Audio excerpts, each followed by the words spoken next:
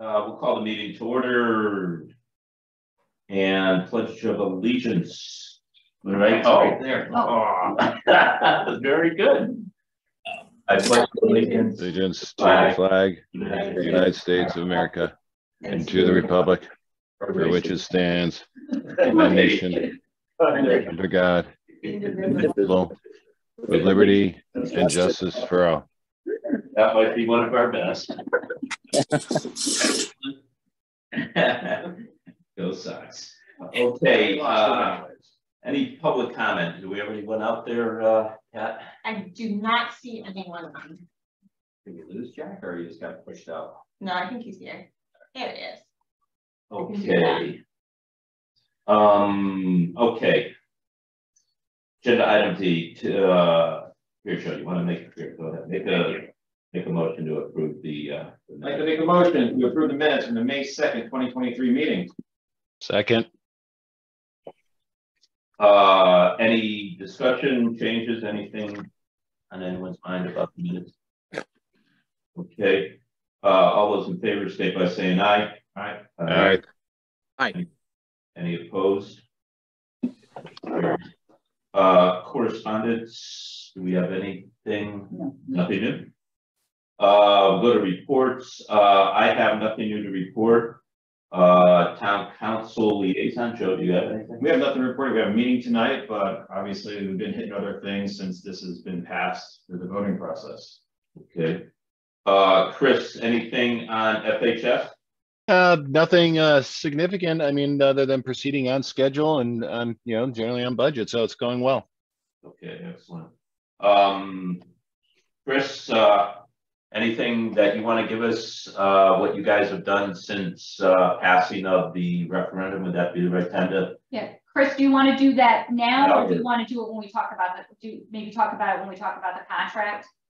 I can just give the brief update because it truly is brief. That we've been working with Kathy and Kat in the town to work out our contract to extend our services through design, bid, and construction, and finalizing our design schedules and our consultants and responsibilities of work, which we will get into all of those items a little bit later, I believe.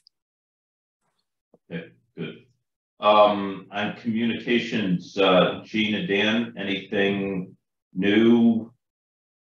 But not that I could say. I mean, it's important that we communicate, but I think we need to have some substance to be able to communicate and then decide whether we want to have some meetings with the community to give input. Although, the plans are what they are, I'm not sure the extent to which the community should be involved other than being given updates on the construction schedule, unless we're looking for input from the community in terms of actual interior design. I think that we are going to, one of the things we're going to do is that we have a townwide newsletter going out next month or in a couple of July. We are going to thank the community in something, just thanking the community about the support for the project. And then I think when things go, Kat, you said for the high school project, you sent out kind of updates about where we stand. I think that our group would probably regroup and do that. I think that would be helpful. Yeah, we typically, for the high school, we send in a dedicated newsletter about twice a year, one in the fall, one in the spring, just updating on progress and pictures and stuff like that.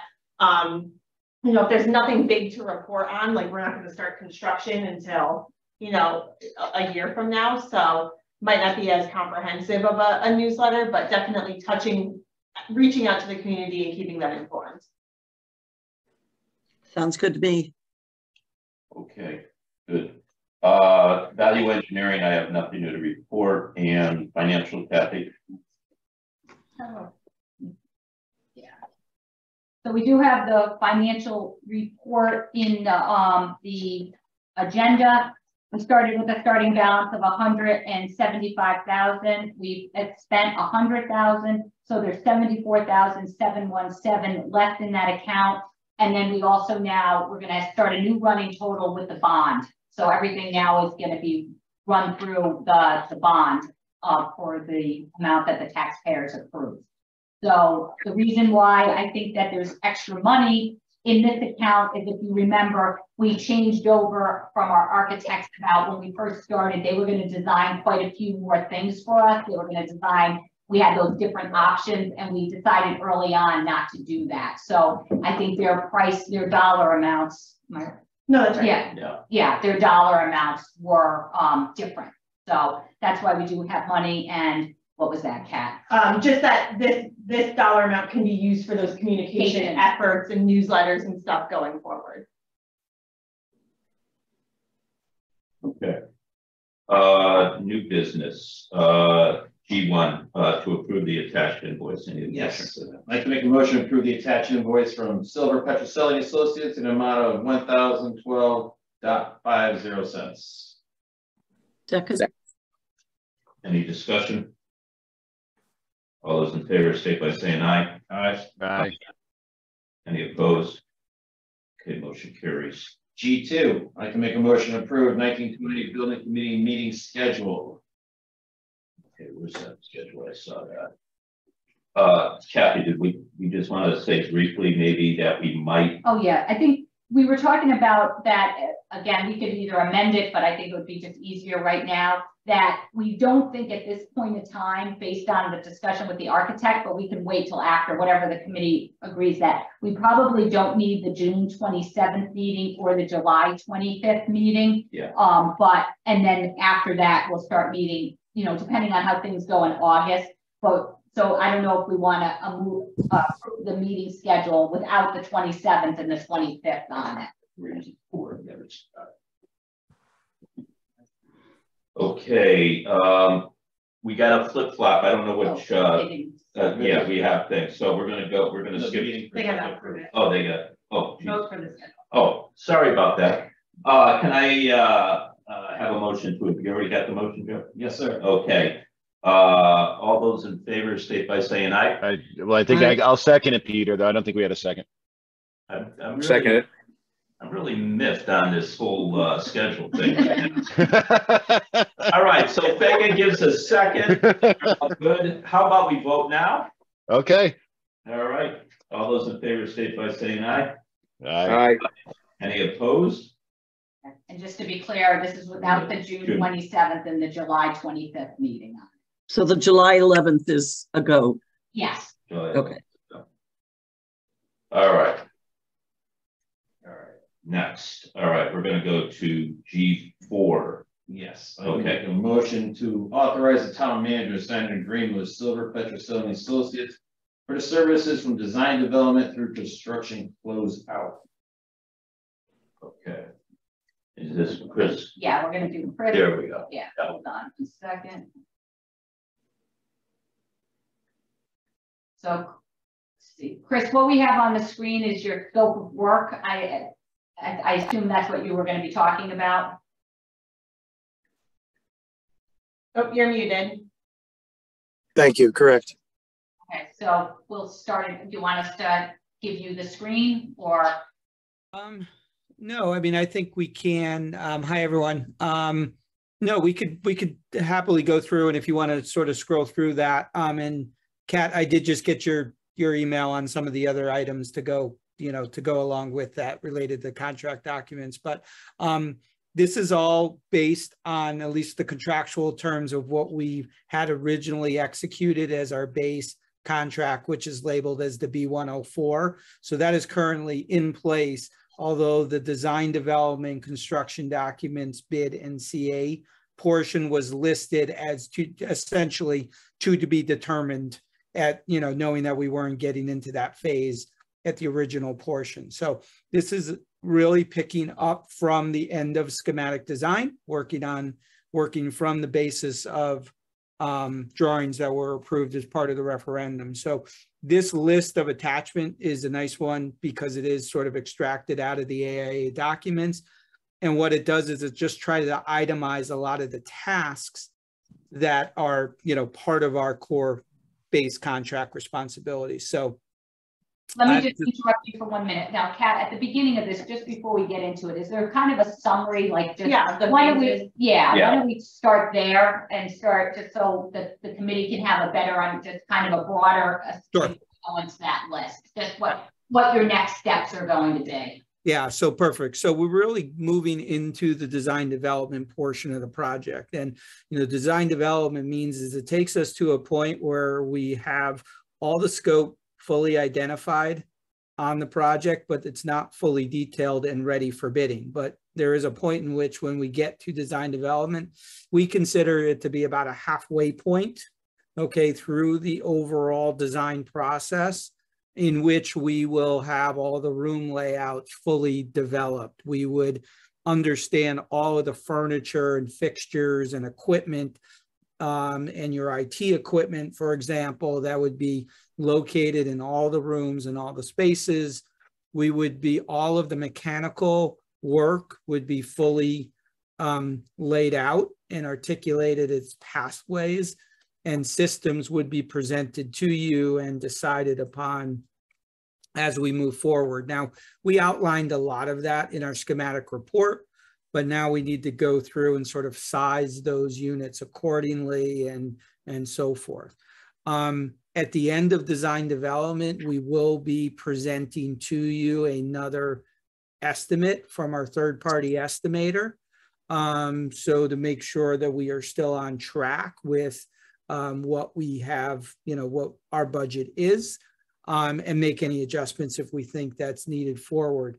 At the same time, that's a good opportunity for us to present this to planning and zoning, because the site plan will be at a developmental stage. So we will go through your sort of pre-application of planning and zoning, any public hearings that may go along with that. We'll also be meeting with the utility company to make sure that those utilities and service upgrades are appropriate and the changes that are happening in the service entryways.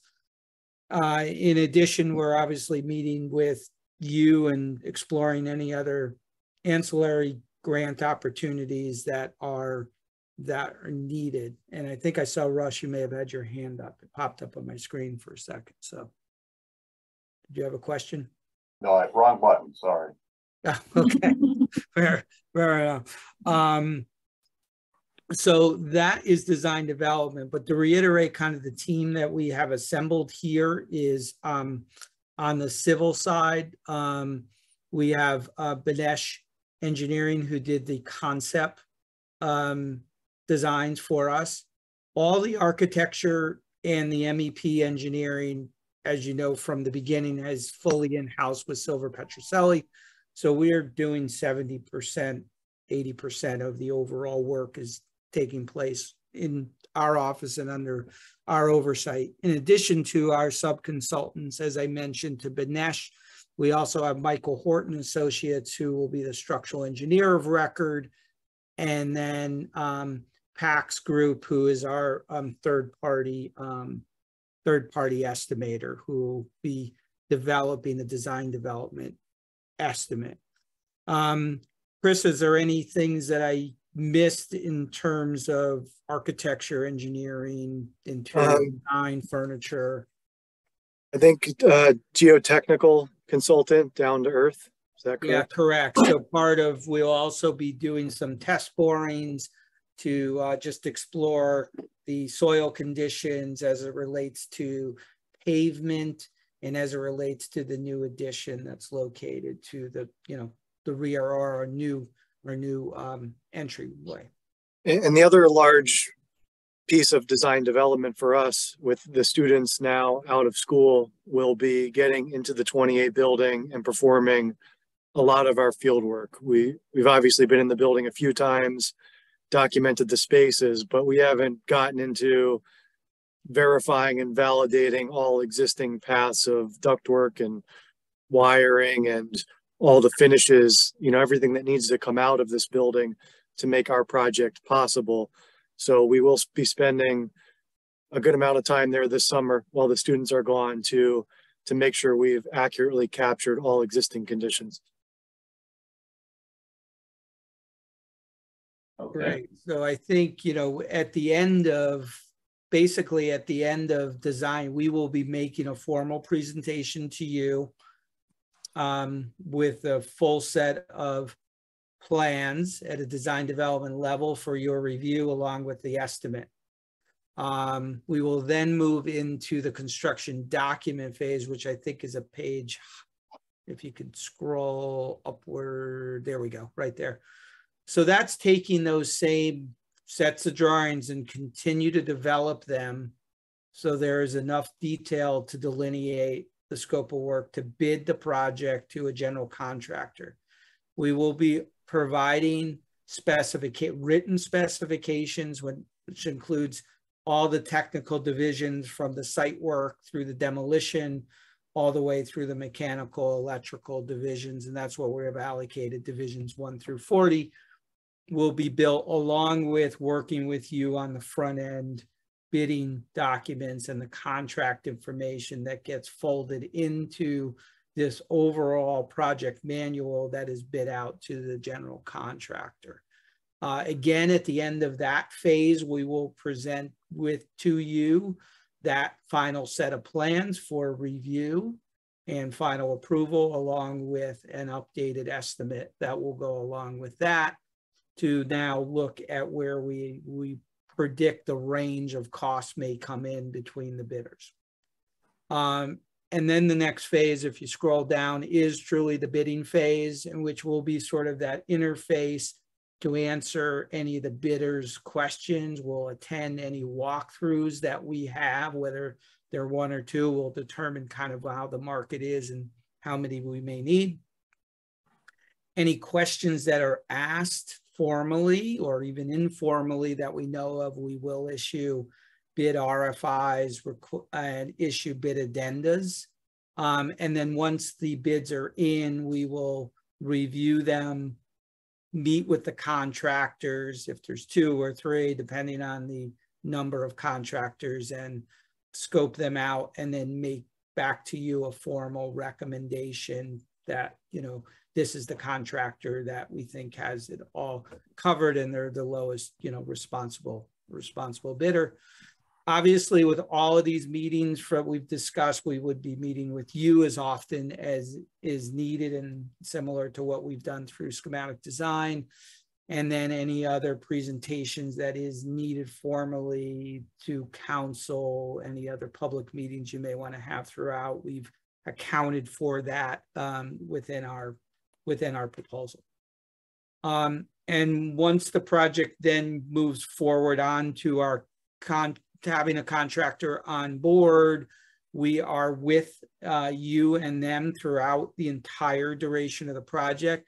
We're anticipating that there will be about a year's worth of construction. So we've allocated about 52 visits, or essentially 52 weeks of construction. That may ebb and flow. There may be 1 week where we're not needed and the next week we're needed twice. We're pretty flexible. We're not that fixated on the exact number of visits because it really all depends on the ebb and flow of the contractor. We will be reviewing all their product data, and we call that the shop drawing. So every product, down from the roofing to the mechanical systems to the keying that goes in the doors, we review.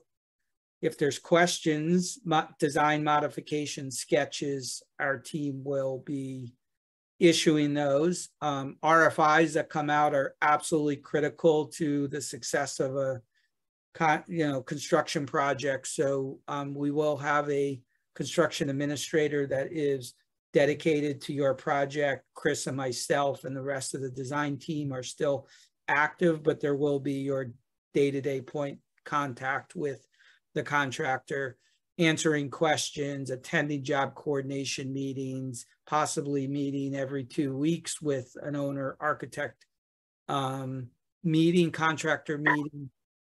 Any change orders that arise, we will vet those out. We'll argue ones that are of fair value. We'll provide merit and approve the ones that are acceptable. And then as part of the closeout process, which isn't something that should be overlooked, it's a fairly tall order, is to review the punch list, review the quality of the work, and then make sure all the contract terms, warranties, as-built conditions are all integrated into a final set for your owner and operation maintenance. And then really the final sign off of the project for building permit and signature. So with all of that, there's other items that weren't listed up above. And that's why the AIA document, and we included within our letter, these sort of supplementary services. I know it sounds supplemental, but it's really an itemized task. So, you know, we have done programming from the beginning, right? We developed the program with you already, but that still continues and matures as we get down to finer details. So that's included. Multiple preliminary designs, it's kind of already included because as we get into the furniture piece, there may be some multiple arrangements that we need to work out. And we anticipate that there may take a few sort of swings at it to get the right for that. As Chris mentioned, a good portion of our work is measure drawings and existing facility surveys.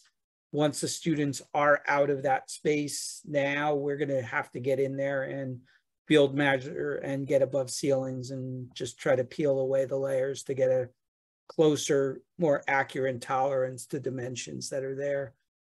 Our site evaluation and planning is more dedicated towards the planning and zoning approval and land use process. The building information model management responsibilities and the development of the models for post-construction, that's really intended for more like campus, college campus systems that are using this model to sort of facilitate rooms and such. It really doesn't apply to your type of project. Just reinforcing that we have civil engineering, as I mentioned with Banesh under our contract. They were also the landscape architect of record. Silver Petroselli is the interior designer. It's part of our job. We do value management and value analysis as we continue to go through. We are doing the detailed cost estimating with PM&C. The on-site representation, as I mentioned above, but reiterated again, it's once weekly during active construction. 14, what's called conform documents for construction. So if there are questions during the bid period and there are addendas that sort of change an arrangement and we issue a sketch, we will take that sketch and implement it into the permit set. It won't just be an attachment. So that's what the conform set of documents are. I know a question came up when we first submitted this because I think you're dealing with it at the high school. On the high school, I could imagine it's a much larger and voluminous than what we would have here. But if there needs to be things sort of dovetailed in, we would be taking care of that. And then as constructed record drawings, working with the contractor, if there are sketches, those would be sort of electronically bound into a set that we would give to you. In terms of post-occupancy evaluations and stuff, typically that's something we don't do. It's more of sort of a campus or a tenant related thing. Same thing with the facility support, which is number 18 and number 19. Those are sort of not really relevant to this project. We know we're responsible to sort of meet with your consultants or even your staff team, which on the next two line items, we know you have vendors for security, technology, your phone system, public address, all of that.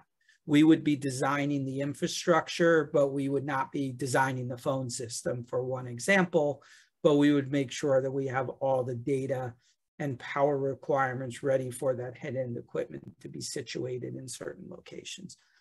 The last is commissioning. It's on here just as a matter of record, but the architect can't be the commissioning agent. It needs to be independent, and we noted that as the owner. And then any sustainable services that are related to that, mainly as we're working with the utility company, mainly Eversource, related to any energy rebates related to the equipment, we would provide support for that. We're not seeking LEED certification.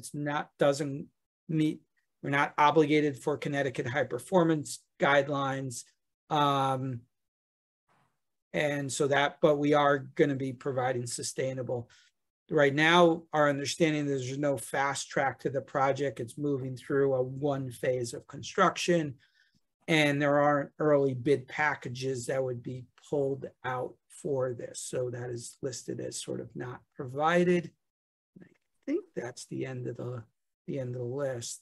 Oh, no, I guess there's not. Yeah, two these other important ones. So historic preservation, although the building has historic, is historic sort of in our hearts and such. It's not bound by any historic preservation requirements. We will have conversations with SHPO, but there's, the work that we're doing isn't sort of bound under any historic preservation grants or so forth. Furniture, we are going to be working with you on your existing furniture and how that could be deployed, plus any other new furniture that would be brought in. So we would be helping you with the design and sort of infrastructure on that. And then under Exhibit C was kind of any specialty, as Chris mentioned earlier, such as geotech. And then lastly, reiterate the hazardous material drawings and specs are your consultant that you'd be managing. We would take any of their documents and we would be integrating that into the bid package. And then below is just services, another important one, sort of services not included, just reiterating number 30 above, but the environmental testing, design, and administration would be another party, not under Silver Petroselli. We usually don't include large format printing or any of that printing. Everything's sort of electronic at this point. And then if there's any permit fees, we just issue that as a reimbursable expense. But I think for a town project, probably most of those are waived. And with that, it comes to the 4 phases that I outlined above. They're basically design, development, and construction documents are really kind of a 50-50 split.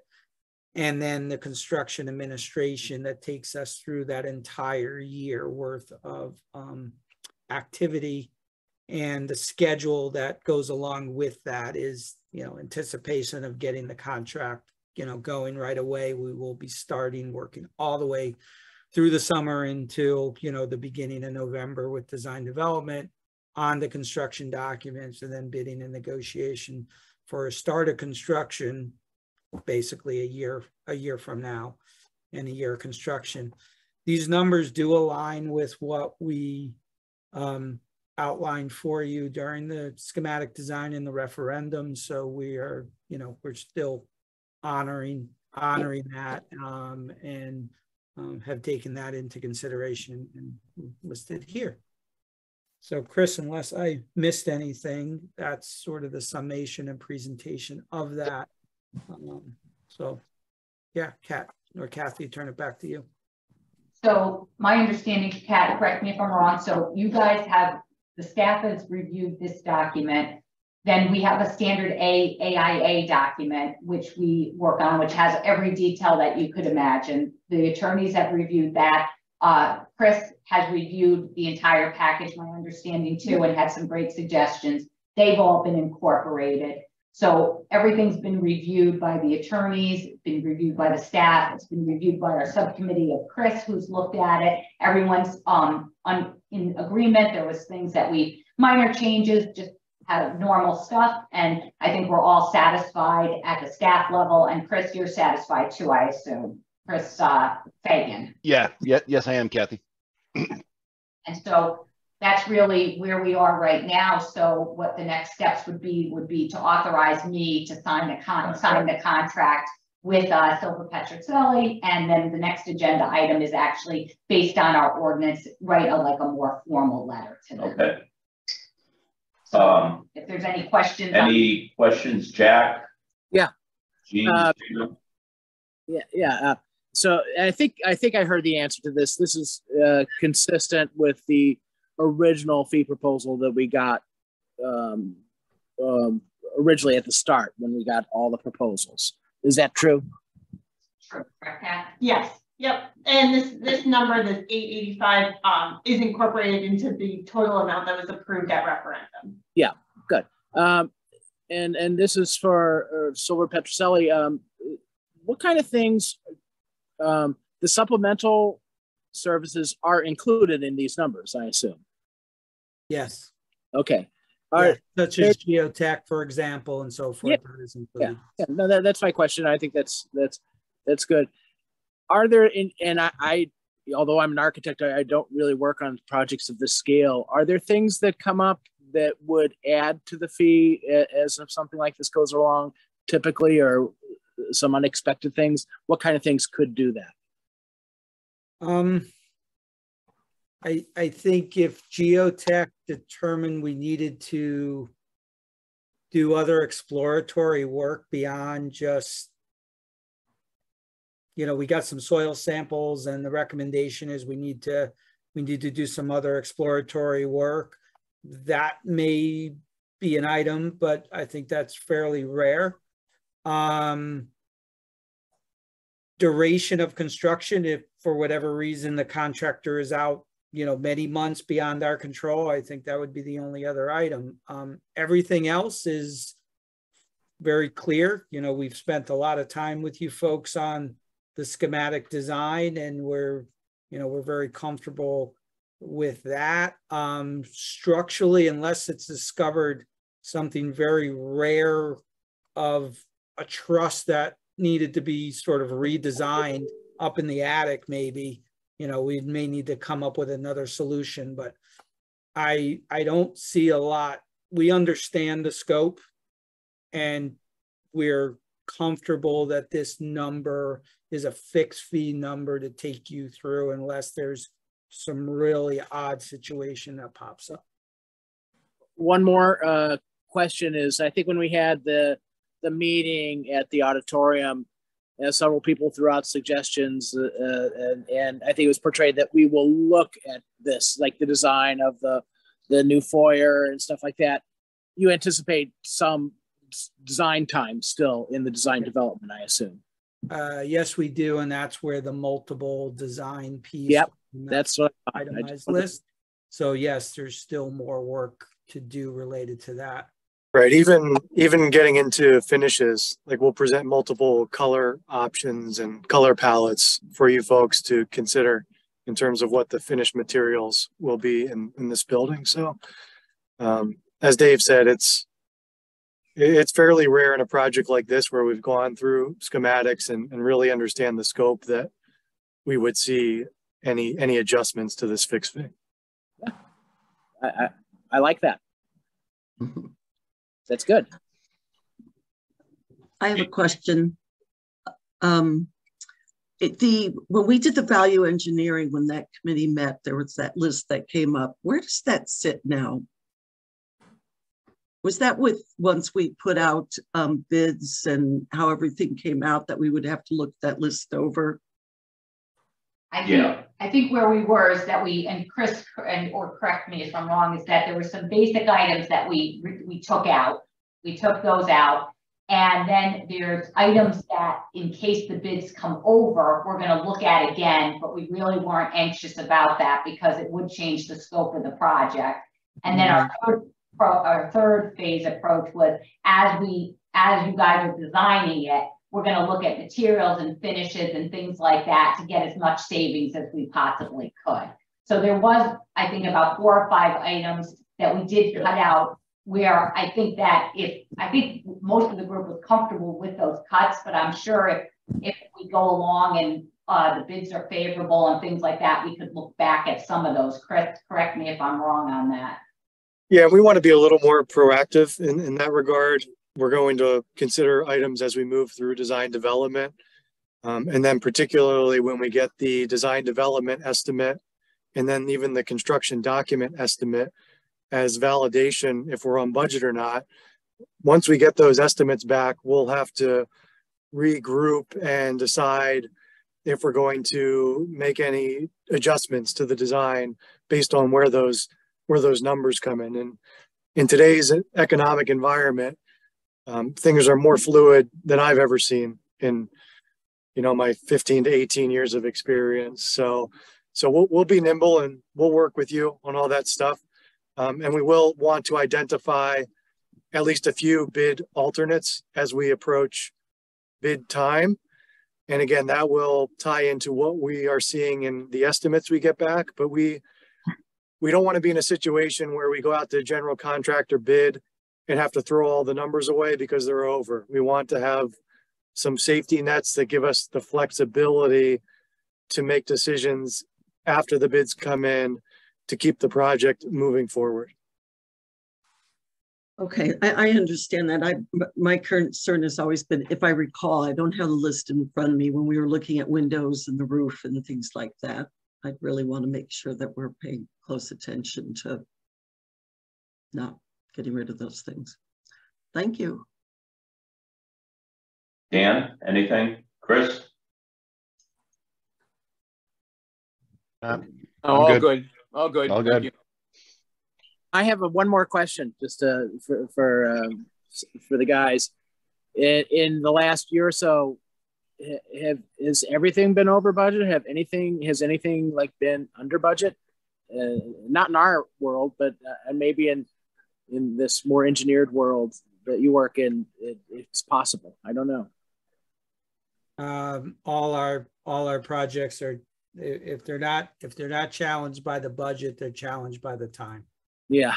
So I don't know which one's worse, or in most cases, we've been dealing with both. Yeah. So I just want the committee to know that I think we will be up against it at some point. Okay. All right. So we are going to vote now on G4. Put it up for you guys. Hold on.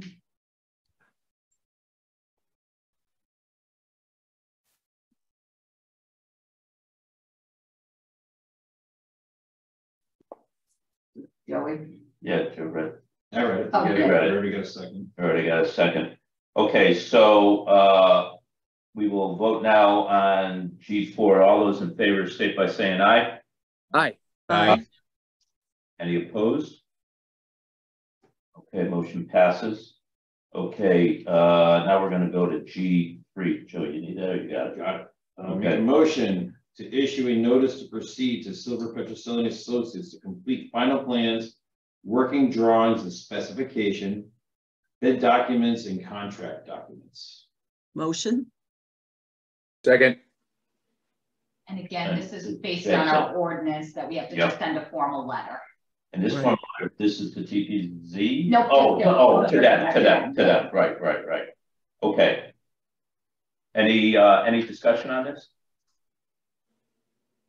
Okay, all those in favor state by saying aye. Aye. Any opposed? Okay, motion carries, it passes. All right, I'll just drop there. Anything else, Kathy? Nope, just our next meeting's in a month. Okay.